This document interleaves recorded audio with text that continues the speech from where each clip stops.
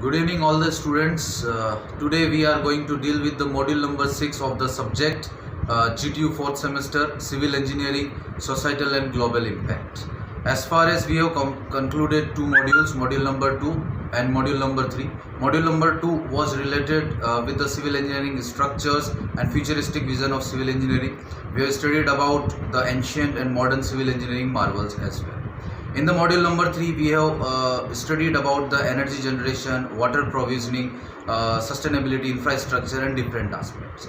In the module number 6, today we will try to cover up the aspects of the civil engineering projects, the environment impact assessment of the civil engineering projects, and also various other disciplines, also various other points such as the contribution of GDP in the civil engineering in the construction sites, as far as the construction industry is considered. We shall also study about the waste management, and in the through the PowerPoint presentation I will try to cover up all the topics which will include the solid waste management, advanced construction equipments, waste management, and the other aspects of the engineering project as well. So we shall directly move towards the PowerPoint presentation now. Thank you very much.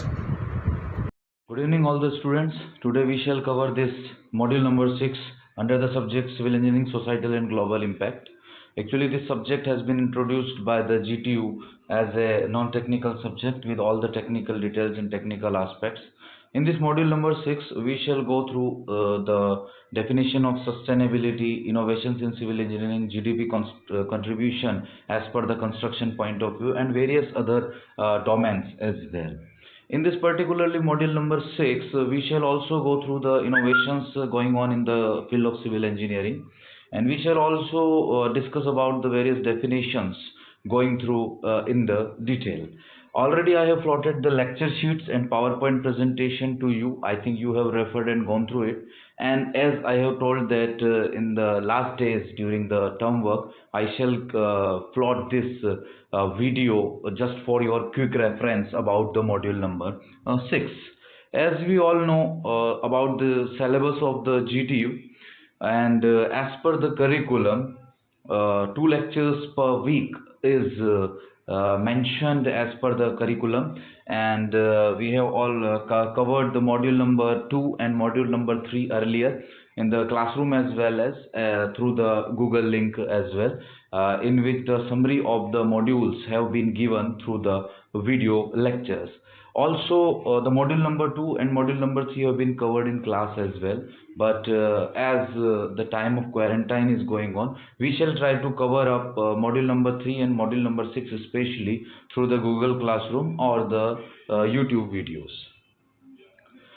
As far as this syllabus is concerned, we have gone through in the detail, and what I have told you is that the module number 2, module number 3 and module number 6 has to be dealt by myself, and the sustainability aspect, civil engineering projects, environment impact assessments, waste material reuse, construction techniques and equipments, civil engineering projects, project management paradigms, contribution of civil engineering to the GDP, contribution to the employment, quality of products, health safety aspects, and the innovations and methodologies for ensuring sustainability during the project development will be covered in this module number 6. These were the course outcomes, and the course outcome number 6 and course outcome number 5. These two used to be covered in this module number 6, and the CO6 is totally dedicated for this particular module, that is evaluate the potential of civil engineering for employment creation and its contribution to the GDP. As construction industry is responsible and industry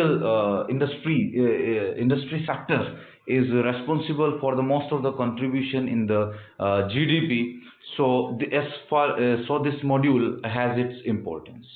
So these are the contents which I have covered already, the module number 2, module number 3. In the module number 2, we have gone through the civil engineering concepts, importance of civil engineering, ancient and modern marvels of civil engineering, and futuristic vision of civil engineering.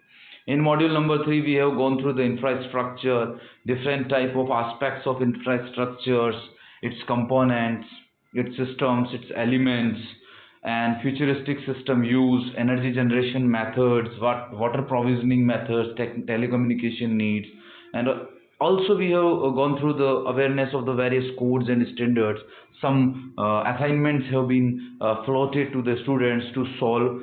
So these were covered already, and now the module number 6 will be covered in this particular video. As far as the module number 6 is concerned, the civil engineering project, environment impact assessment procedure, waste reuse, what kind of the materials, what kind of machineries in the solid waste can be used, how it can be beneficial, how the advanced construction equipments, advanced construction technologies for the better sustainability are used nowadays, and what are the name of those machineries that can be used, techniques for the reduction of the greenhouse gases, because as far as industrial concern is there and the impact of environment is very much, then it is very much used. So the techniques must be evolved and developed for the reduction of the greenhouse gases.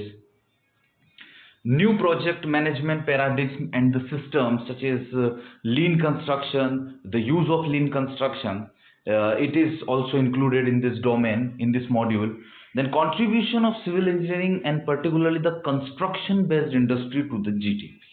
That is foremost of the comparison. Then contribution to the employment, project facilities management, quality of product, health and safety aspects of the stakeholders, whether the people working in the construction industries, whether the people working across the globe, as far as construction is concerned, infrastructure is concerned, and other physical facilities in terms of civil engineering is concerned.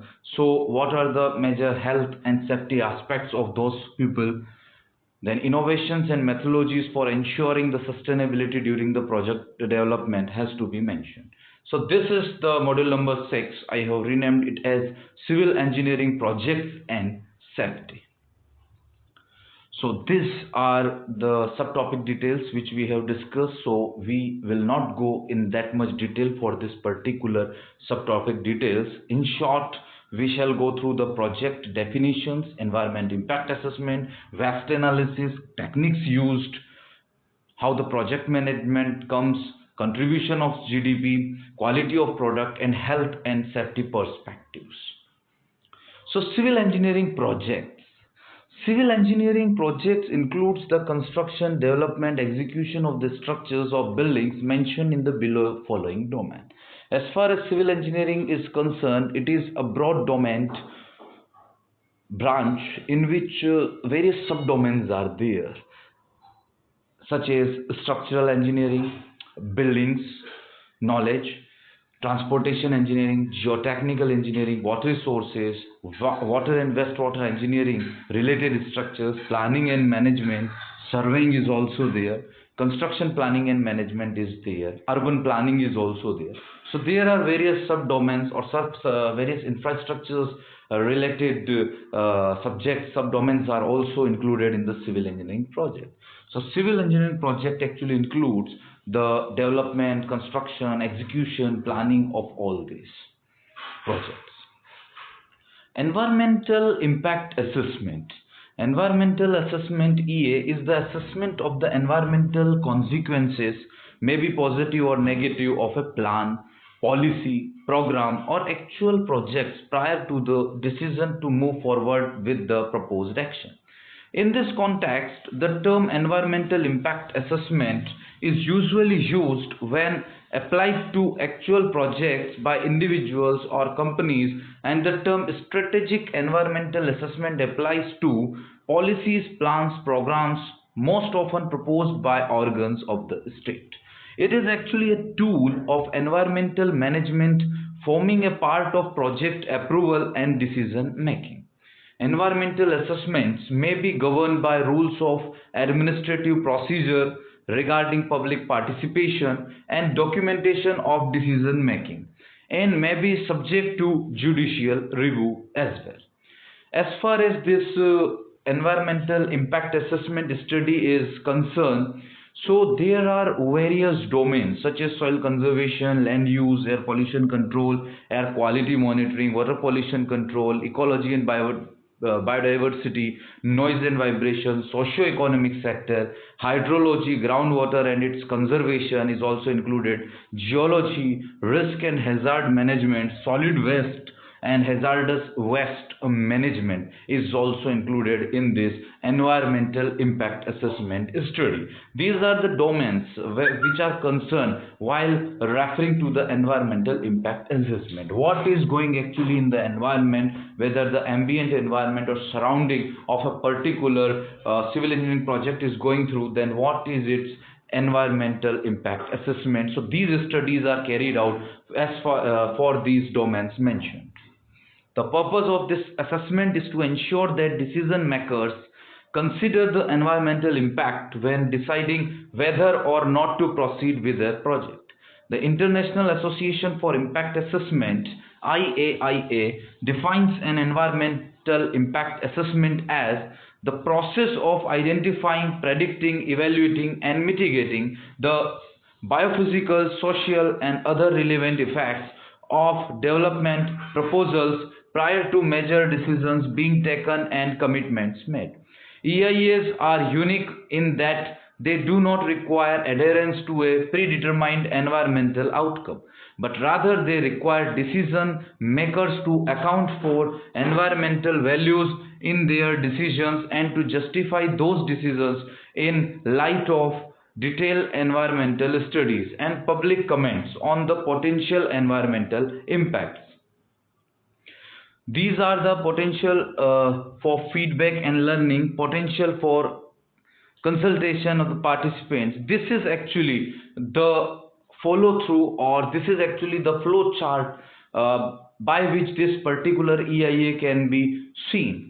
So project proposal is there, then screening and scoping, then baseline data collection, impact prediction is there, then impact assessment is there. We used to have various information and data that used to be gone through the screening and scoping, and then mitigation may be there, then environment impact statements are formed, are generalized, are summarized, then EIS review is there, then EIA follow-up are there. So this is actually a flow chart of this EIA.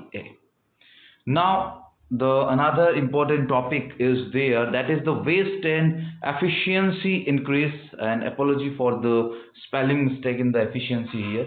The waste management or waste disposal include the activities and actions needs to manage waste from its inception to its final disposal. This includes the collection, transport, treatment and disposal of waste together with monitoring and regulation of the waste management process.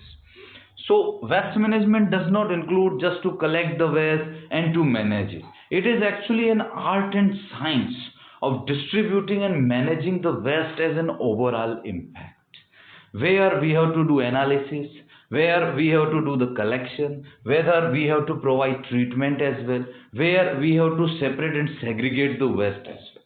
So it is a complete art, science and management of the waste. So the solid waste management as is given that for the three basic R's, that is recycle, reuse and reduce. This is the cycle in which it works.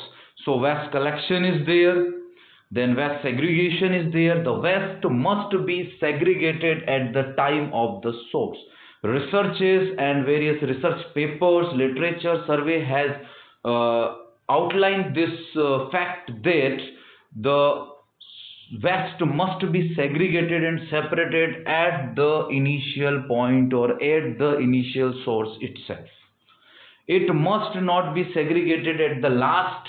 So from the source itself, whether it is commercial waste, whether it is residential waste, industrial waste, hazardous waste, medical waste or any other kind of waste generating from the public buildings, public parks, etc. But it must be segregated at the time of source.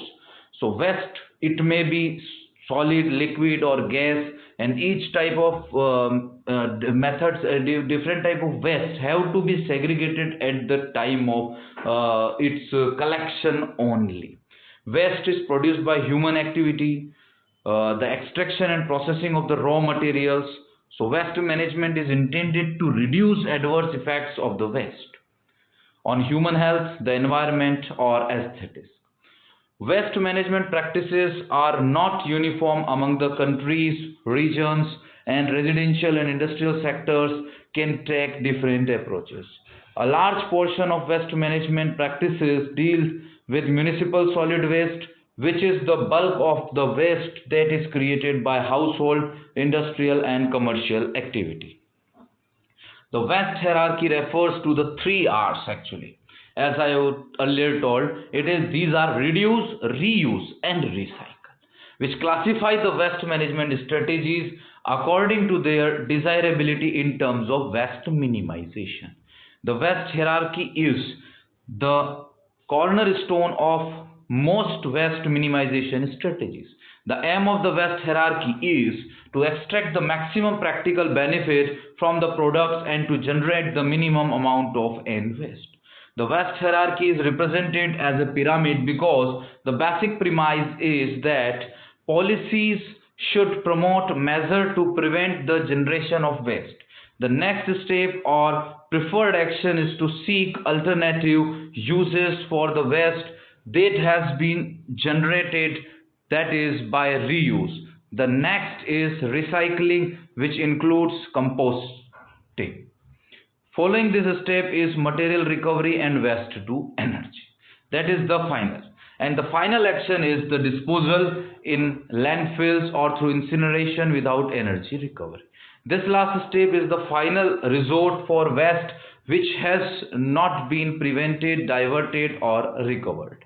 The waste hierarchy represents the progression of a product or material through the subsequential stages of the pyramid of waste management. The hierarchy represents the later part of life cycle for each product. This is actually the hierarchy, the reduce, reuse, recycle. These are the things. There are various options to minimize the waste, to manage the waste, to control the waste, and to segregate the waste. But basically, the hierarchy is there to reduce, reuse the particular waste and recycle. The advanced construction equipments or techniques for the better sustainability. As we refer the sustainability, that the resources which are available today, those resources there must be possibility for using the resources or development of the resources in the future as well. There are various numerous equipments are there, various technologies are there. If you are listed as excavators, backhoe, dragline excavator, bulldozers, graders, wheel tractor scraper, trenchers, loaders, tower cranes, pavers, compactors, telehandlers, faller branches, dump trucks, pile boring machine, pile driving machine, various machines and equipments, machineries are there which are used. Then comes the topic of reduction of the greenhouse gases. As far as the source is concerned, the IPCC 2007, the global human sources GHG, greenhouse gases emissions by the different sector has been represented here. The most of these are coming from the industry and the agriculture itself. And if energy supply is concerned, then it is almost 1/4, more than 1/4, that is 26% from the energy supply options. The global greenhouse gases emissions, the source is IPCC 2014 based global emissions. The global greenhouse gases emissions, that is we can see the carbon dioxide, then carbon dioxide from the forestry sites. So if we will combine, then 81% is from carbon dioxide itself. Then methane is there on the second rank, that is then nitrous oxide is there, and at last the F gases are there. And as far as the economic sectors are concerned, then electricity and heat production 26%. Earlier also it was reflected as 26% itself from the same source few years back. Then agriculture, forestry and other sources are there. Then there comes the industry, transportation is there. Then others and building. So 6% only from the building. So these are the emissions or the sources or the gases. So how these emissions can be controlled or prevented? So opportunities to reduce carbon emission in the power sectors, there are various options. Then shift from coal to the natural gas, improve the plant efficiency, use biomass as a fuel, add renewables, increase transmission and distribution efficiency, reduce industrial demand, for example through combined heat and power, reduce commercial demand, for example through improved lighting, reduce residential demand, for example through more efficient appliances. So there is also the opportunity to reduce the carbon emissions in the power sector, because as far as it is considered 81% emission as per the IPCC source, that 81% is through carbon dioxide itself. So carbon emissions has to be controlled. So India's total emission from the greenhouse gases were 3,202 million metric tons of carbon dioxide equivalent, totaling 6.55% of the global emissions. In India, 69% of GHG emissions come from the energy sector, followed by the agriculture, industrial, land use change. India's GDP increased 357% from 1990 to 2014, while greenhouse emission increased 180%. Related to GDP, India emits twice as many greenhouse gases as the world average. So these are a few facts and data that must be taken into the consideration while studying the greenhouse gas and its emission. Now we shall discuss, after the greenhouse gases, the contribution of civil engineering to the GDP or construction sector to the GDP. For a developing country like India, infrastructure is predominant for the economic progress of the country, with India's GDP projected at 7.8% in 2019. Skilled professionals are the need of the hour to achieve a continued progression. Being a capital-intensive industry, construction is an eminent contributor to the national economy, as the range of consumers of the construction market has varied over the years. As per industry estimates, the size of India's construction industry is expected to be $1 trillion by 2030 and contribute to 13% of the country's GDP by 2025. Considered as the fastest growing industry, construction is poised to become the largest employer by 2022, employing more than 75 million people, with close to 1.5 million engineers graduating in India every year. So the construction industry is having a significant role in the nation's development and contributes about 8 to 10% to the nation's GDP as an average.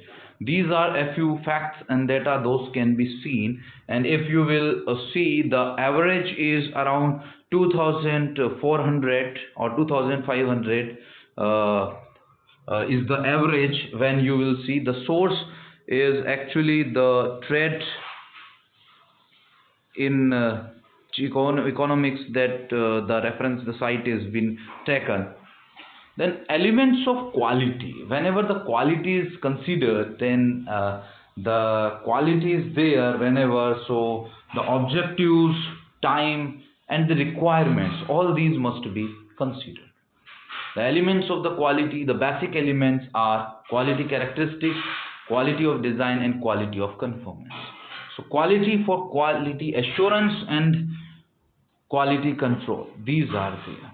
So quality in civil engineering projects, if we look into, the objectives of quality in construction are the satisfaction of contract specifications, completion of project within time, enhancing customer owner satisfaction, motivation and empowerment of employees, avoiding disputes and claims, performance based on purpose. The quality schemes will carry out the studies for selection of types of material and method to be included in design, ensure design in accordance with all applicable codes and regulations, control construction on the project based on standard and contracts.